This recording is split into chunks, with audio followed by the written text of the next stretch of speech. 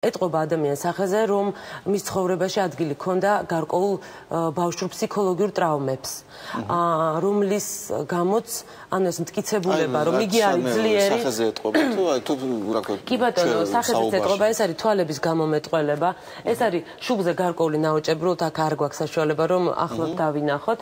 ასევე ცხვირიდან ნიკაპამდე მანძილი, რაოდენ საოცარიც არ უნდა იყოს, მეცნიერების აზრით, გვაძლევს პროგნოზს, რომ ეს ადამიანი არის ასე ვთქვათ სექსუალურად აღვირახნ ადამიანებს აქვთ ხოლმე ესეთი ამ დონის მანძილი. თუმცა ეს არის მეცნიერების აზრი და ყოველთვის არსებობენ გამონაკლისები. ამ შემთხვევაში მე ძირითად აზრს საქართველოში ეს ლიდერისთვის კარგი თვისებაა, მამაკაცი ლიდერისთვის, თუ მიიჩნევა კაცი უნდა იყოს სექსუალურად ძალიან აქტიური. და ეს კარგია. შეიძლება ესეც ითქვას, კი. შეიძლება, მაგრამ იცით რა, აი უფრო არის ნამუშევარი საკუთარ თავზე. ეტყობა, რომ ძალიან ბევრი უმუშავია იმაზე, რომ დაიჯეროს, რომ ეს კარგია, დაიჯეროს, რომ ეს ასეა. ეტყობა, როდესაც ის ძალიან დიდი ხნის განმავლობაში მუშაობდა თავის მეტყველებაზე.